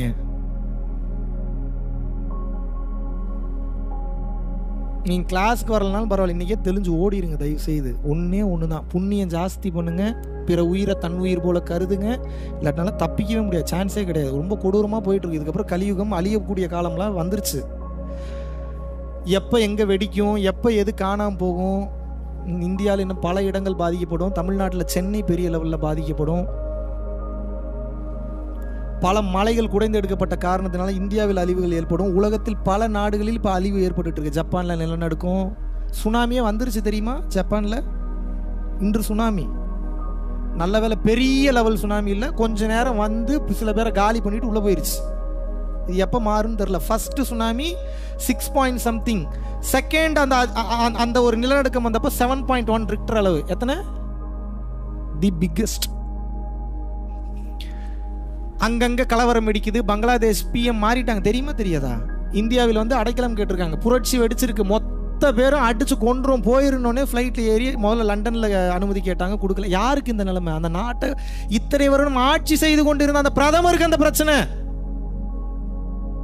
அப்புறம் அமெரிக்கா போகிறேன்றாங்க, மறுத்துட்டாங்க. அதுக்கப்புறம் இந்த அம்மா முன்னாடியே ஒரு டைம் இந்த மாதிரி வந்து அடைக்கலுக்கு வந்திருக்கு. இந்தியா ஒன்றும் புதிய நாடு ஒன்றும் கிடையாது, புதுசாக அடைக்கலம் கொடுக்குற. யார் வந்தாலும் நம்ம வந்தவரை வாழ வைக்கும் நாடாச்சு. அப்புறம் அவங்க வந்தோடனே இப்போ அங்கே தான் இருக்காங்க. அவங்களுக்கு அதுதான் நிலைமை. பெரிய பெரிய ஆளுங்க இன்றைக்கி நாட்டை விட்டு போயிட்டு இருக்காங்க. ஒவ்வொரு நாடும் சூறையாடப்படுகிறது, வளங்கள் சூறையாடப்படுகிறது, பல பிரச்சனைகள் வரப்போகுது. நாளைக்கு நீங்கள் சாப்பிட்ற சாப்பாடு உங்கள் தட்டுக்கு வருமானு தெரியாது, ஹெல்த்தியாக வருமானு தெரியாது, நீங்கள் போடுறதுக்கு ட்ரெஸ் இருக்குமான்னு தெரியாது. நான் எப்போ நம்புறதுன்னு கேட்காதீங்க. பூரா பேரும் கிட்டத்தட்ட ஒரு வருஷத்துக்கு மேலே வீட்டுக்குள்ளே தானே இருந்தீங்க. எப்போ இருந்தீங்க வீட்டுக்குள்ளே? என்னைக்காவது கனவு கண்டிருப்பீங்களா நடந்திருக்கும் இப்படி நடக்கும்னு? உட்கார வச்சானா இல்லையா? எவ்வளோ நாள் வீட்டுக்குள்ளே இருந்தீங்க? Literally around 1 year. உங்க வாழ்க்கையில கனவு கண்டிருப்பீங்களா? உங்க வாழ்க்கையில கனவு கண்டிருப்பீங்களா? நான் வீட்டில் தான் உட்காருவேன், 1 வருஷம் ஒரு வேலைக்கும் போகாம வீட்லயே உட்காருவேன், விமானம் ஓடாது, வண்டி ஓடாது, உன் வண்டி எடுக்க முடியாது, பெட்ரோல் பங்க் கிடையாது, மளிகை கடை கிடையாது, சாப்பாடு கிடையாது, எதுவும் கிடையாது. நடந்துதா இல்லையா? இதை பத்தி எதிர்பார்த்தீங்களா? எங்க அப்பா நம்மாழ்வார் எதிர்பார்த்தார், அன்னைக்கே எழுதிட்டார். எப்படிப்பட்ட மனுஷமானாலும் கொன்னுட்டாங்க. சீக்கிரம் கொன்னுட்டாங்கன்னா கொலை பண்ணல, வேற மாதிரி கொன்னுட்டானுங்க. நம்மாழ்வார் ஐயா மிக தெளிவாக எழுதுகிறார், ஒரு நாள் விமானம் பறப்பது நின்றுவிடும், வாகனங்கள் செல்வது நின்றுவிடும், நீ ஆசைப்பட்ட பொருட்கள் அனைத்தும் உற்பத்தியாவது நின்றுவிடும். அப்போது உனக்கு உதவுவதற்கு ஒருவர் கூட இந்த பூமியில் இருக்க மாட்டார்கள். அந்த சூழ்நிலையின் போது உனது ஒருவேளை உணர்விற்கான அந்த விவசாயத்தை செய்வதற்குண்டான அந்த அறிவு உனக்கு இருந்தால் நீ யாரிடமும் கையேந்த மாட்டாய், உன்னை நீ பார்த்து கொள்ளலாம் எழுதுறார். எத்தனை பேத்துக்கு நெல்லை போட்டா அரிசியா வெளியெடுக்கிறது இங்க தெரியும்? இதுக்கு மட்டும் எனக்கு பதில் சொல்லுங்க. எத்தனை பேருக்கு கருவேப்பிள்ளைய கரெக்டா பிளான்டேஷன் பண்ணி கரெக்டா கருவேப்பிள்ளை அவுட்கம் எடுக்கணும்? எத்தனை பேத்துக்கு தெரியும்? இங்க தெரிஞ்சதுன்னா சந்தோஷம், தெரியலன்னா ஏன் தெரியல. ஏண்டா இதெல்லாம் வேற எதை தெரிஞ்சுப்பீங்க நீங்க? வேற என்ன பைலட் ஆகிறது எப்படின்னு தெரிஞ்சுக்க போறீங்களா? பைலட் ஆகிறது எப்படின்னு தெரிஞ்சு என்ன பண்ண போறீங்க? சரி, ஒரு நாள் ஃபுல்லா ஃப்ளைட் ஓட்டுவீங்க. ஃப்ளைட் ஓட்டிட்டு வந்து என்ன பண்ணுவீங்க? பசிக்குமா பசிக்காதா? நின்றுச்சா நிற்கலையா? இப்போ நான் எதாவது நடக்காத பேசுகிறேண்ணா, எங்க இப்படிலாம் ஒரு நாள் மொத்த பேரும் நீங்கள் வீட்டுக்குள்ளே தான் போய் உட்கார போகிறீங்க, எல்லாமே மூடிடுவாங்க, அதனால் கவனமாக இருங்க. நான் நடக்காத பேசுனா நடந்துருச்சு. செக்ஸ்னா என்னன்றத ஒரு பொண்ணு வயசுக்கு வர்றதுக்கு முன்னாடியே ஸ்கூலில் சொல்லிக் கொடுக்கணும். செக்ஸ் எஜுகேஷன் ஏன் சொல்லிக் கொடுக்கல? அது ஏங்க வயசுக்கு வரதுக்கு முன்னாடியே சொல்லிக் கொடுக்கணும்? ஒரு பொண்ணு முதல்ல வயசுக்கு வரும்போது அழுகிறாளா, கதறாளா, பயப்படுறாளா, சிரிச்சுக்கிட்டே இருக்கிறாளா? பதில் சொல்லுங்க. ஏன்? இன்னுங்க ரத்தம் வருது. என்ன வருது? புரிய வைக்கணும்ல அந்த குழந்தைக்கு. ரத்தம்னா என்ன? இது கெட்ட ரத்தம், இந்த வயசானா இப்படி நடக்கும். யார் உங்க குழந்தைகிட்ட பேசுனீங்க? யார் பேசுறது? இதெல்லாம் நீங்க தான் பேசணும். நீங்க ஏன் பேசல இவ்வளவு நாள்? என் வயசுக்கு வரதுன்னு என்னன்னு தெரியாதா உங்களுக்கு? இல்ல வயசுக்கு வந்த வேற யாரையும் பார்த்ததே இல்லையா? அப்ப ஏன் பேசல? புரியல, உங்களுக்கு தெரியல, அதோட இம்பார்ட்டன்ஸ் இல்லை. ஏன் பேசணும்னு தெரியல. நீங்க பேசலனா வில்லங்கமானவனுங்க வேற ஏதாவது பேசி மனசை கெடுத்துருவானுங்க. பரவாயில்லையா? உங்க குழந்தைங்களுக்கு எப்போ ஒரு விஷயம் பெருசா தெரியும் அப்படின்னா நல்லா புரிஞ்சுக்குங்க. புதுசா ஒரு மேட்டர் கேட்டாங்கன்னா அப்படியே பிரம்மாண்டமா தெரியும். அது குறிப்பிட்ட வயசுல ஹார்மோன் உடனே செக்ரேட் ஆகும். உடனே முத்தம்னு சொன்னா உடனே செக்ரேட் ஆகும். உடனே அந்த ஹார்னி ஃபீல் போயிடுவாங்க. இப்போ என்னன்னா இதெல்லாம் கண்ட்ரோல் பண்ணி வைக்கணும். அப்படின்னா என்ன? இதை பத்தி பேசி பேசி பேசி பேசி பேசி பேசி திகட்ட வச்சிடணும். அப்போ என்ன? வேற எவனா பேசணும்னா கேஷுவலா இருக்கும் அவங்களுக்கு. நீங்க வாயே திறக்கல வீட்டில். ஞானிகள் என்ன சொல்றாங்க அப்படின்னா, ஒரு குழந்தையும் ஒரு மனிதனும் ஒரு ஆணும் ஒரு பெண்ணும் முதல்ல எமோஷனை கடந்து வரணுன்றாங்க. அது என்னங்க எமோஷனை கடந்து வருது அப்படின்னா, இப்போ நான் ஒரு செக்ஸ் அப்படின்னு நான் சொல்றேன்னா, செக்ஸை பற்றின விஷுவல் எல்லாம் ஓடும் உங்களுக்கு. அப்போ பாடியில் சில ஹார்மோன் பேலன்ஸ், இம்பேலன்ஸிங்கோ ஹார்மோன் ரியாக்ஷனோ நடக்கும். அது நடக்கக்கூடாதுன்றாங்க. அதை நடக்க விடாமல் தடுத்துட்டீங்கன்னா நீங்கள் ஞானி. முதல்ல நம்மளே ஞானி இல்லை, நம்ம குழந்தைங்க ஞானியா? அப்படியா? இப்போ வேற எவனோ ஒருத்தர் ஏதோ ஒரு சுச்சுவேஷனில் பேசுகிறான், whether it may be a boy or girl, who ever it may be. உங்கள் குழந்தைகள் மிஸ்யூஸ் பண்ணப்படுறதுக்கு வாய்ப்பு இருக்கா இல்லையா? பல குழந்தைங்க அப்பா அம்மா சொல்றதை கேட்டு நடக்கிற மாதிரியே இருப்பாங்க, ஆனால் உள்ளுக்குள்ள செத்து கொண்டு இருப்பார்கள். காரணம் என்ன தெரியுமா? பயம், ஃபியர். இது பேசக்கூடாதோ, இதை சொல்லிடக்கூடாதோ, செஞ்சிடக்கூடாதோ. நல்ல கடுப்புல கோவத்துல சொன்னா ஒருத்தன் கேட்பானா? புரிய வைக்கிற மாதிரி தெளிவா சிரிச்சுக்கிட்டே அழகா அன்பா சொன்னா கேட்பானா? இப்ப இது ரெண்டாவது சினாரியோ நடக்கணும்னா உங்களுக்கு ஸ்டெபிலிட்டி வேணும். முதல்ல நிதானம் வேணும். எங்க நிதானம் இருக்கு கத்தும் போது? உங்களுக்கு ஒரு கட்ட வரைக்கும் கத்துறீங்க, அப்புறம் அப்படியே கோவம், அப்புறம் கண்ட்ரோல் இருக்காது, அதுக்கப்புறம் துடிக்கும் உள்ளுக்குள்ள, அதுக்கப்புறம் நீ உட்காந்து அழுதுட்டு இருப்பீங்க. இப்படிலாம் பண்ணலாமாங்க நீங்க? ஏங்க இப்படி? இதுவா ஸ்டெபிலிட்டி? இதுவா எமோஷன்ஸ்? ஒருத்தனை செய்யணும்னு முடிவு பண்ணியாச்சுன்னா ஸ்டெபிளா செய்யணும். எவ்வளவு நேரம் செய்யணும்? விடிய விடிய செய்யணும். அசிங்க அசிங்கமாலாம் திட்டக்கூடாது. நியாயமான கேள்வி கேளுங்க, பதில் இருக்கா? இவனுங்களுக்குலாம் எதுக்கு அசிங்க அசிங்கமா திட்டுறீங்க? நான் என்ன கேட்கறேன், நியாயமா 2 கேள்வி கேளுங்க, அதுக்கே பதில் இருக்காது, மாட்டிப்பான். உங்களுக்கு நியாயமா கேள்வி கேட்க தெரியல. நான் எப்படா நியாயமா கேள்வி கேட்கறது? முதல்ல நீங்க நியாயமா வாழ்ந்தீங்கன்னா தான் நியாயம்னா என்னன்னு தெரியும். இப்போ பிரச்சனை எங்க இருக்கு? எல்லா இடத்துலையும் பிரச்சனை இருக்கு. இப்போ இந்த ஞானம் எதுக்குன்னா, பிரச்சனையை ஆப்பர்ச்சுனிட்டியாக பார்க்கறதுக்கு தான் ஞானம். எங்க நல்லா நடந்து போயிட்டு இருந்தேன், கால் அடிபட்டு கால் திரும்பிக்கிச்சு, வீட்டில் வந்து படுத்து தூங்கிட்டு இருக்கேன், இதில் எப்படிங்க சரியாக பார்க்கறது? இது நாள் வரைக்கும் ஒரே இடத்துல சும்மா உட்காரக்கு இறைவனுக்கு ஆப்பர்ச்சுனிட்டி ஏற்படுத்தலை. இப்போ ஏற்படுத்தி இருக்கிறாரு. மெடிடேஷன் பண்ணு, இல்லை பாட்டு கேளு, இல்லை சும்மா சும்மா தூங்கு, இல்லை 3 வேளை சாப்பிடு, சும்மா உட்காந்துருக்க வாய்ப்பு கிடைச்சு. இதுதாங்க கெட்டதுல நல்லதை பார்க்கறது. என்னங்க எனக்கு வர வேண்டிய வேலை அவர் தட்டி பறிச்சுட்டு போயிட்டாரு, உன்னால அந்த குடும்பம் நல்லா இருக்குல்ல, இறைவன் எப்பேற்பட்ட தர்மம் பண்றதுக்கு ஆப்பர்ச்சுனிட்டி கொடுத்துருக்காரு, உனக்கு வேற வேலை வரும், வெயிட் பண்ணி இறைவனை நம்ப. இதுதானே புரிதல், இதான பக்குவம், இதான பாசிட்டிவிட்டி. இதை எங்க போய் கத்துக்கணும்? சிம்பிளான புரிதல், எல்லாத்தையும் பாசிட்டிவா பார்க்கணும். இது வராது. ஏன் வராதுன்னா, இவ்வளவு நாள் நீங்கள் வாழ்ந்த வாழ்க்கை முறை முழுதுமாக உங்களை தடுத்து நிப்பாட்டும். இதுக்கு தான் சத் சங்கம், சத்தியத்தை பற்றி பேசக்கூடிய சங்கம் என்பதனால் இதற்கு பெயர் என்ன? சத் சங்கம். மகாவிஷ்ணு இல்ல, எனக்கு ஒரு சத்தியம் நீங்க பண்ணி கொடுங்க. உலகத்துல இருந்து யாரு மலேசியாவுக்கு வந்து சத் சங்கம்னு பேமெண்ட் வாங்கினாலும் சரி, ஃப்ரீயா பண்ணாலும் சரி, you should give your 100% presence there. சத்தியம் பண்ணுங்க. சத்தியம். ஏன்? கிளப் அத்தனை கிளப் இருக்கு, பார் அத்தனை பார் இருக்கு.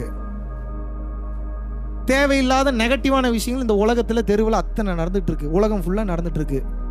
இந்த செகண்ட் இறை சிந்தனையை, இறைவனை பற்றி, இறைவன் அவசியம், இறைவன்கிட்ட பேசணும் பேசுறதுக்கு இங்க எத்தனை சென்டர் இருக்கு சொல்லுங்க, பதில் சொல்லுங்க. அப்ப அதை பத்தி பேசுறதுக்கு ஒருத்தன் செலவு பண்ணி நேரத்தை போட்டு டிக்கெட் எடுத்து விசாவை போட்டு வந்து உட்காந்து பேசுறான்னா யார் நல்லதுக்கு பேசுறான்? நான் என்ன மட்டும் சொல்ல, என்ன மாதிரி யாரு வந்தாலும் சொல்றேன், அவனுக்கு முதல்ல ரெஸ்பெக்ட் பண்ணணும். ஏன் ரெஸ்பெக்ட் பண்ணணும்? அவன் உங்களை ரெஸ்பெக்ட் பண்றான், நீங்க நல்லா இருக்கணும்னு நினைக்கிறான், உங்க குடும்பம் நல்லா இருக்கணும்னு நினைக்கிறான், உங்களோட மனைவி நல்லா இருக்கணும்னு நினைக்கிறான், உங்க கணவன் நல்லா இருக்கணும்னு நினைக்கிறான், உங்களோட நண்பர்கள் நல்லா இருக்கணும்னு நினைக்கிறான், இந்த நாடே நல்லா இருக்கணும்னு நினைக்கிறான், இந்த நாடு முழுவதும் மழை பெய்ய வேண்டும் என்று நினைக்கிறான், நீங்கள் அனைவரும் பிறவி இல்லாத பெருவாழ்வுக்கு போகணும்னு நினைக்கிறான். இவனை விட உலகத்துல நல்லவன் வேற எங்க போய் உட்காந்து உங்க டைமை ஸ்பெண்ட் பண்ண போறீங்க? உங்களுக்காக வந்தவனுக்கு ஒரு ரெஸ்பெக்ட் கொடுக்க தெரியல, உங்களுக்கு நல்லது பண்ண வந்தவனுக்கு ஒரு ரிசப்ஷன் கொடுக்க தெரியல, உங்களுக்கு ஒரு வரவேற்பு கொடுக்க தெரியல. நீங்க என்ன அவ்வளவு பெரிய நல்லவன்? ஏங்க என்ன வரவேற்றுட்டீங்கன்னா என்னைய சொல்ல, என்னைய விட்டுருங்க. சத்தியத்தை பற்றி யார் பேச வந்தாலும் அவனுக்கு முழு மரியாதையும் முழு உரிமையும் கொடுத்து அவனை தாங்கி வரவேற்று பேசுடான்னு சொல்லி அழகு பார்க்கணும். அது உங்கள் கடமை. ஏங்க அதுக்கப்புறம் தப்பு பண்ணிட்டா அப்புறம் தூக்கி போட்டு மீதிங்க, அது வேற. இப்ப மரியாதை கொடுங்க. புரியுதா நான் சொல்றது? நான் ஏங்க அப்ப ஏதாவது அதை ஏங்க இப்ப யோசிக்கிறீங்க? கரும ஏங்க அதை யோசிச்சு தொலைறீங்க? பாசிட்டிவா தான் யோசிங்களேன். ஒரு 1,00,000 பேர் சேர்ந்து அவன் அப்படிலாம் பண்ண மாட்டான், அவன் நல்லா தான் இருப்பான்னு நினைச்சீங்கன்னா தப்பா பண்ற எண்ணம் இருக்கிறவங்க கூட நல்லவனா மாறிடுவான். தெரியுமா உங்களுக்கு? ஒய்? 1,00,000 பேரோட எண்ணம் அவன் நல்லா இருக்கணும், ஒரு பிரச்சனையும் வந்துடக்கூடாது, எதுலையும் சிக்கிடக்கூடாது. இப்படி இருக்கும்போது ஒரே ஒருத்தனை மட்டும் நான் ஒரு வீணா போனவன், நான் ஒரு பிச்சைக்காரன், நான் எதுக்கும் வேலைக்கு ஆக மாட்டேன். இப்போ எது வேலை? இவன் நினைக்கிறது நடக்குமா? 1,00,000 பேர் சேர்ந்து நினைக்கிறது நடக்குமா? இப்படி உங்களோட ஆசைகளை நிறைவேற்றுறதுக்காக நீங்க மற்றவனை பயன்படுத்த தெரிஞ்சுக்கணும். அப்படின்னா என்ன? சிம்பிளா வெளிப்படையான ஓப்பன் சீக்ரெட் சொல்லித்தரேன். எல்லாரும் நீங்க நல்லா இருக்கணும்னு நினைக்கணும். எங்கேயோ போயிருவீங்க. எப்போ உங்களை எல்லாரும் நல்லா இருக்கணும்னு நினைப்பான்? உங்களால ஒருத்தன் சந்தோஷப்பட்டான்னா நன்றி சொல்வான். உங்களால ஒருத்தன் பெருந்தன்மையான ஃபீல் அடைஞ்சான்னா உங்க காலிலேயே உளுந்துருவான். அவன் நினைச்சு பார்க்க முடியாத அளவுக்கு அவன் வாழ்க்கையே மாத்திட்டீங்கன்னா உங்க கடவுளாவே பார்த்துருவான். ஆனா இந்த அகங்காரம் உங்களுக்கு வந்துடக்கூடாது. இப்படி இந்த உலகத்தில் வாழக்கூடிய நாய், குதிரை, பன்றி, கழுதை, மனிதன், 84 லட்சம் உயிரினங்கள் இருக்கு இல்லையா? இறைவன் படைத்த 84 lakhs of species in this world, in this universe. இந்த 84 லட்சம் உயிரினங்கள்ல எந்த உயிரினமா வேணா இருக்கட்டும், அந்த உயிரினம், இப்போ உங்க பேரு கமல்னு வச்சுங்க, கமல் இன்னைக்கு ஒரு இது பண்ணிட்டு போயிட்டான், ச்சே அவன் சூப்பர்ரா அப்படின்னு அந்த உயிர் மனம் குளிர்ந்தது என்றால் எழுதி வச்சுக்கங்க, நீங்கள் இறைவனின் அருளை சேர்த்து கொண்டே இருக்கிறீர்கள் என்று அர்த்தம். இப்படித்தான் சேர்க்கணும் அருள்.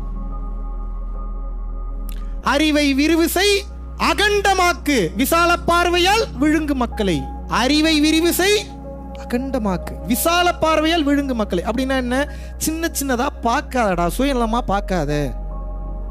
பியூட்டிஃபுல்லான உடம்பு, இதுக்குள்ள அழகான அறிவு இருக்கு, அழகான ஆன்மா இருக்கு, இதை எப்படி வேணாலும் பயன்படுத்தலாம். யானை எப்பேற்பட்ட ஒரு ஆற்றல் மிக்க ஒரு விலங்கு.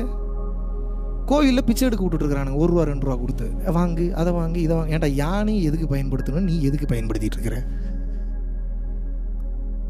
இப்ப நான் என்ன கேட்கிறேன்? குருடன் கையில் தங்க கட்டி இறைவன் கொடுத்து விட்டான். யார் அந்த குருடன்? இங்க உட்கார்ந்துட்டு இருக்க 300 பேரும் குருடன் தான். இது எப்போ தங்க கட்டின்னு உங்களுக்கு தெரியும்னா, இருள் விலகும் போது ஒளி வரும், ஒளி வரும்போது தங்கம் தெரிஞ்சிடும், தங்கத்தோட வேல்யூவும் தெரிஞ்சிடும். இப்போ என் கையில் தங்கம் இல்லையேங்க, தங்கம்லாம் இல்லை. நீ எத்தனை கிலோ வெயிட்டு? இந்த 90 கிலோ இருப்பீங்களா? 50, 60, ஆவரேஜாக ஒரு 70 வச்சுக்கலாமா? உங்களுக்கு வேணாம், எனக்கு வேணாம், ஒரு 65 கிலோ வச்சுப்போம். 65. நீங்கள் 65 கிலோ தங்கம். நீங்கள் தங்கம் கையில் இல்லையேன்னு சொல்லாதீங்க. நீங்கள் எத்தனை கிலோ தங்கம்? 65 kgs of gold, 65 kgs of diamonds, 65 kgs of platinum, 65 kgs of mercury, 65 kgs of everything. அப்படின்னா என்ன? உங்களுக்குள்ள இல்லாததே இல்லைன்னு அர்த்தம்.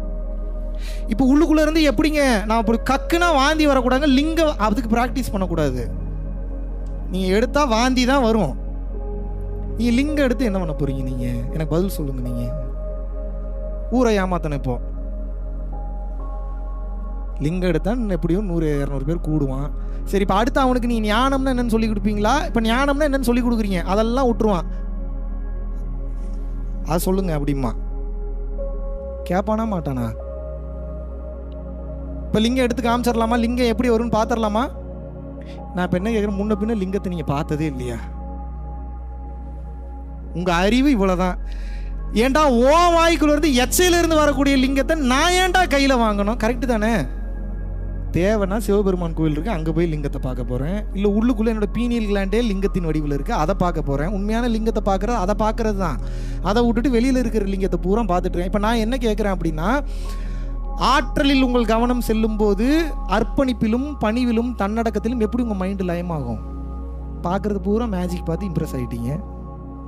வாங்க பணிவாக இருங்க, தன்னடக்கமாக யாராக வருவீங்க. ஆனால் பிரச்சனையே அங்கே தான். இப்போ இதுக்கு வரல அப்படின்னா அது கிடைச்சாலும் நீங்கள் அழிஞ்சிருவீங்க. இதெல்லாம் கிடைச்சிருச்சுன்னா அது கிடைக்கலனாலும் ஆஹா ஓஹோன்னு வாழ்வீங்க. எப்படி வசதி? எதை நீ தேடிக்கொண்டிருக்கிறாயோ முட்டா பயலே, லூசு பயலே, கிறுக்கு பயலே, அது வேற எதுவும் இல்லை, அது நீதான். அது யாரு? மிக சிறந்த சங்கீதத்தை நான் கேட்க வேண்டுமா? அந்த சங்கீதம் வெளியே இருந்து வரவில்லை, முட்டா பயல, அது உனக்குள்ள இருந்தா வெளியே வருது.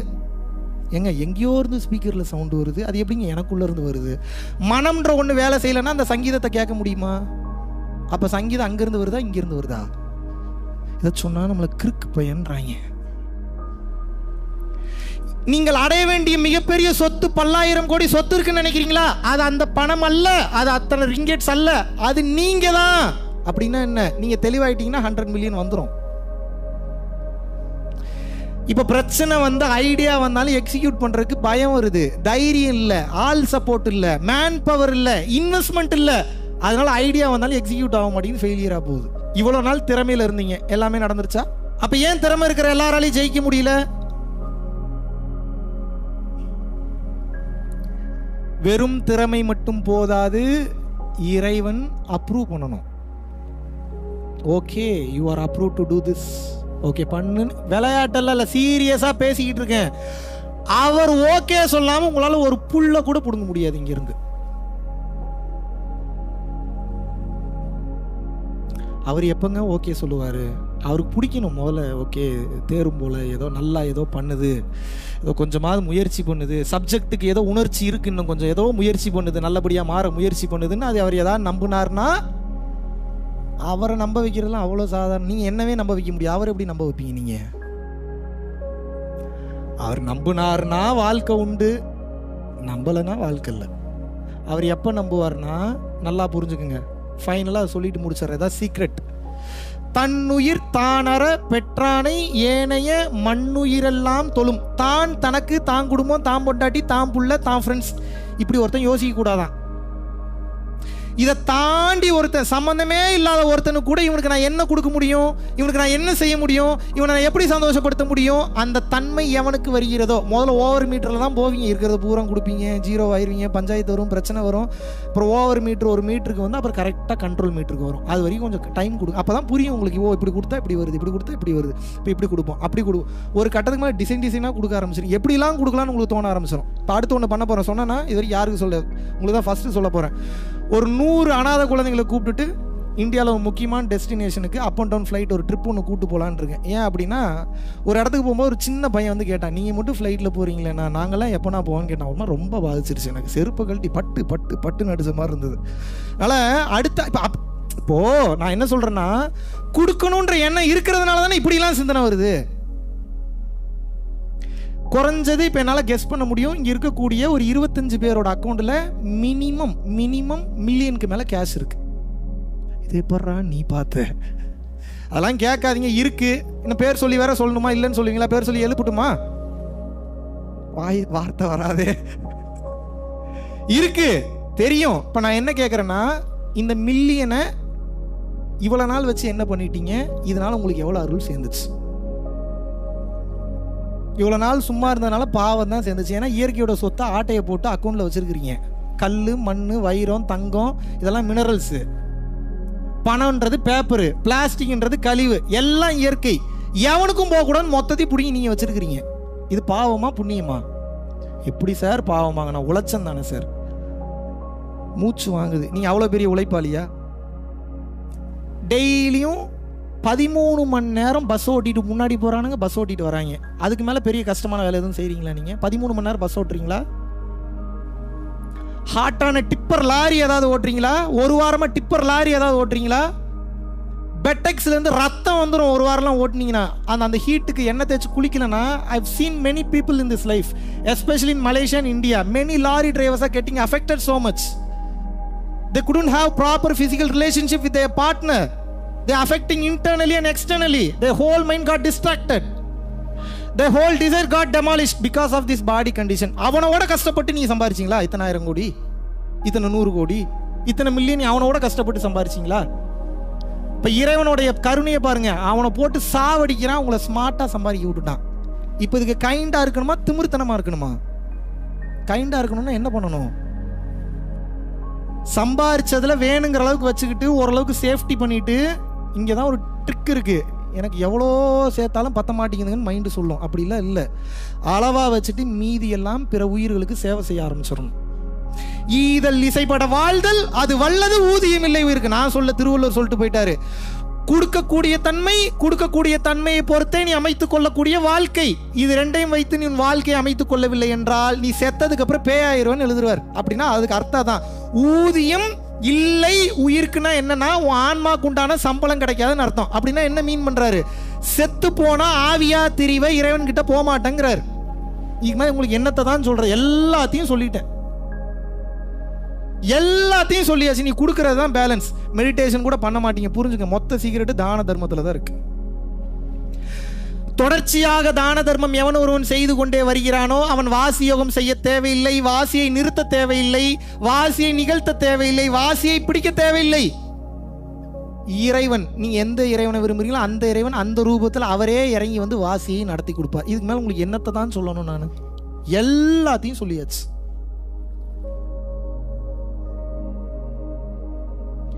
நீ கருணையா இரு, உனக்கு வேணுங்கிற எல்லாத்தையும் நான் பண்றேங்கிறார். அப்படித்தான் பண்ணார் எனக்கு எல்லாமே. இப்போ கேதார்நாத் பத்ரிநாத்தில் ஒரு பெரிய வரம் ஒன்று கொடுத்தாரு. கேதார்நாத்தில் இருக்கக்கூடிய சிவபெருமான் யாருக்குமே தெரியாது. இப்போ ஃபர்ஸ்ட் டைம் உங்களுக்கு சொல்கிறேன். ஷாக்கிங்காக இருக்குது. இது என்னடா, நம்ம ஏதோ கதெல்லாம் படிச்சுட்டு இருந்தா நம்ம லைஃப்பில் தான் நடக்குது அதெல்லாம், இல்லை நம்ம புத்தகத்தில் தான் படித்தோம். பிரகலாதன் கதையை கேள்விப்பட்டுரும், என்னடா நம்ம லைஃப்பில் நடக்குது, எப்படி இதெல்லாம் நடக்குது, என்னாலையும் நம்ப முடியல. சில நேரத்தில் நம்ம கண்ணே நம்மளை பொய் சொல்லுது. உண்மையாக தான் நடக்குது, அதை ஏற்றுக்க மாட்டேங்குது மைண்டு. நம்ம ஒரு சாதாரண ஒரு கேவலமான பிறவி, நமக்கு எப்படி இதெல்லாம் நடக்குது? பார்த்ததனால் தான் சொல்கிறேன், இறுக்கமாக பிடித்துக் கொள்ளுங்கள். நீங்கள் மறுபடியும் கிளாஸ்க்கு வரலனாலும் பரவாயில்ல, ₹1 எங்கள் ஃபவுண்டேஷனுக்கு செலவு பண்ணலனாலும் பரவாயில்ல, எஸ்கேப் ஆயிருங்க. தயவு செஞ்சு எஸ்கேப் ஆயிருங்க. மறுபடியும் பிறந்தீங்கன்னா கஷ்டம் ரொம்ப ஜாஸ்தி. இவ்வளோ பொறுமையாலாம் யார் நீங்கள் உட்காந்து பேசுறதுக்கெல்லாம் தயார் நிலையில் இல்லை. முதல்ல அவங்க கேரக்டர் பார்ப்பாங்க, அவங்க மான மரியாதை பார்ப்பாங்க. எனக்கு எதை பற்றியும் கவலை இல்லை. நான் தான் சொல்லிட்டேன்ல, சாக துணிந்து விட்டேன். நாளைக்கே மலேசியன் போலீஸ் என்னை வந்து அரெஸ்ட் பண்ணி ஜெயிலில் போட்டாலும் ஜெயிலில் இருக்கக்கூடிய எல்லாத்தையும் உபதேசம் பண்ணி திருத்திடுவேன். சத்தியமாக நடக்கும். ஜெயிலரை திருத்திடுவேன், அங்கே இருக்கக்கூடிய எல்லாரையும் திருத்திடுவேன். எல்லாத்தையும் 100% நடக்கும். மொத்த ஜெயிலையும் திருத்த முடியலனாலும் என் பின்னாடி ஒரு 100 பேரையாவது திருத்தி உட்கார வைப்பேன். முடியுமா முடியாதா? நீங்கள் ஒவ்வொருத்தரும் இந்த நிலைக்கு வரணுங்க. ஒருத்தெல்லாம் பத்தாதுங்க, கஷ்டமாக இருக்குங்க போராடுறதுக்கு, ரொம்ப கடுப்பாக இருக்குது. எத்தனை நாடு தான் ஒருத்தனே சுற்றுறது? கொஞ்சம் என்னோடய கஷ்டத்தெல்லாம் கொஞ்சம் எடுத்துங்க. நீங்கள் ஒரு பக்கம் ரஷ்யா போங்க, நான் அமெரிக்கா போகிறேன், நீங்கள் கனடா போங்க, நீங்கள் மொரிஷியஸ் போங்க, நீங்கள் சீஷல்ஸ் போங்க, நீங்கள் ஆஃப்ரிக்கா போங்க. இத்தனை பேர் போய் பரம்பொருள் ஃபவுண்டேஷன் கூட சொல்ல வேணாம், உண்மையை தெரிஞ்சுக்கன்னு பேசுங்க, வாய்க்கிலேயே பேசுங்க. இப்போ உங்களுக்கு யார் வேணாங்கிறான்? யாத்திரை போங்க, ஜாலியாக ஊர் சுற்றுங்க, நாலேஜ் வரும், பவர் வரும், விஸ்டம் வரும், தைரியம் வரும். ஏன் டிராவல் பண்ணணும்னு சொல்றேன் கேளுங்க. ஏர்போர்ட்டுக்கு ரெகுலரா போறவன் ஏர்போர்ட்டை எப்படி பார்ப்பான்? கேஷுவலாக போவான், டக்குன்னு போவான், செக்இன் பண்ணுவான், அதை பண்ணுவான், பேக்கேஜ் டேகை ஓட்டுவான், தூக்கி செக்இன் பேக்கில் போட்டு செக்யூரிட்டி செக்கை கிளியர் பண்ணிட்டு, டொமஸ்டிக்காக இருந்தால் அப்படியே ஃப்ளைட் ஏறுவான், கேட் நம்பரில் போய், அப்படி இல்லாட்டினா இமிகிரேஷன் கிளியர் பண்ணிட்டு கேட் ஏறி ஃப்ளைட் பண்ணி போகிறான். ஐ ரைட் ஆர் ராங்? புதுசாக போகிறவனுக்கு எப்படி இருக்கும்?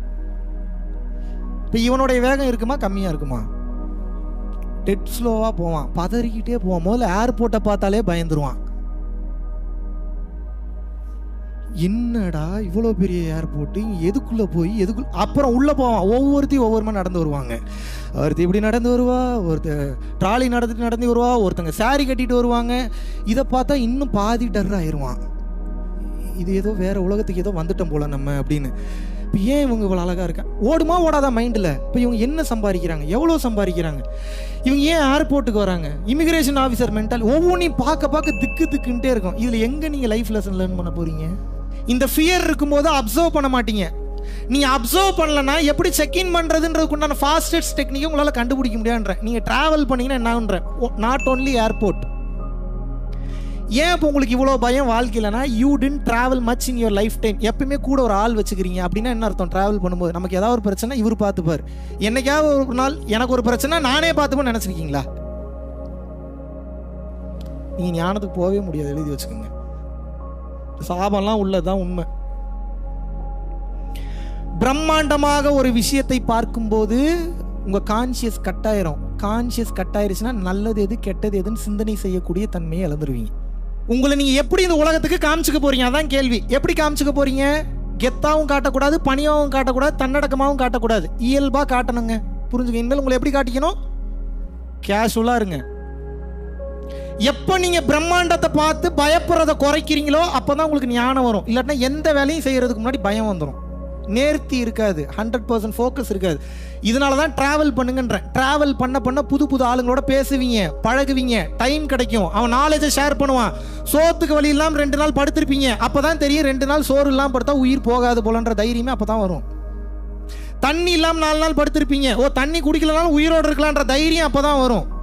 படுக்கிற இடம்லாம் சுற்றிட்டு இருப்பீங்க, புது ஃப்ரெண்ட்ஷிப் கிடைக்கும். அந்த ஃப்ரெண்ட்ஷிப் மூலிமா ஒரு ஓரத்தில் கூட படுத்து நம்ம தூங்கிக்கலாம், இப்படியும் நல்லவங்க இருக்காங்க போலன்னு தெரிய வரும். இந்த யாத்திரை மேற்கொள்ளும் போது இந்த யாத்திரை உங்களுக்கு பெரிய அனுபவத்தை கொடுத்து விடும், ஞானத்தை கொடுத்து விடும், சக்தியையும் கொடுத்து விடும். அது எப்படா சக்தியை கொடுக்கும் சொல்லிடலாமா?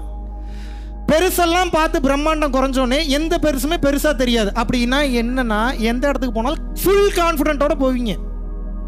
ஃபுல் கான்ஃபிடென்ட்டோட போனீங்கன்னா 100% ஃபோக்கஸ் உங்களால் எல்லாத்துலேயும் பண்ண முடியும். 100% ஃபோக்கஸோட எந்த வேலையை பண்ணிங்கனாலும் இறைவன் தான் அந்த வேலையை செய்வார், நீங்கள் செய்ய மாட்டீங்க. அப்படின்னா என்ன? there is no distractions, there are no hindrance. That is the reason your mind is traveling very freely to reach the destination, which means this is exactly called manifestation. ஒன்று அடையணும்னா முதல்ல மைண்டு போகக்கூடிய பாதையை ஃப்ரீ பண்ணணும். அப்போ தான் சீக்கிரம் போகும், சீக்கிரம் வரும். உங்கள் அனைவரும் இந்த நேரத்திலே இந்த அற்புதமான சத்சங்கத்தில் சந்திப்பதில் மிகவும் ஆனந்தப்படுகிறேன், மகிழ்ச்சி அடைகிறேன். நீங்கள் அனைவரும் உங்கள் வாழ்வில் இந்த நொடி முதல், இந்த சத்சங்கம் முதல் எத்தனை கர்ம வினைகள் இருந்தாலும் அது அனைத்தையும் அளிக்கப்பெற்று நீலாயுள், நிறை செல்வம், வான் புகழ், நற்பேறு, நன்னிலம், நன்மக்கள் பெற்று மெய்ஞானம் ஓங்கி அன்பு அதிகரித்து அகந்தை குறைந்து அருட்பெரும் ஜோதியாரின் காட்சி கிடைக்கப்பெற்று எல்லாம் அல்ல பரம்பொருளாகிய இறைவனின் பரிபூர்ண அருளாசிகள் கிடைக்கப்பெற்று ரிஷிகள், மகான்கள், முனிவர்கள் அனைவரின் அருளினாலும் அருட்சக்திகள் அருளினாலும் இந்த உலகத்தில் வாழக்கூடிய அனைத்து உயிரினங்களுடைய பெரும் தயவினாலும் நீங்கள் அனைவரும் இந்த பிறவிலேயே பிறவில்லா பெருவாழ்வை அடைய வேண்டுகிறேன். குருவின் பரிபூர்ண அருளாசிகள். குரு கடாட்சம்.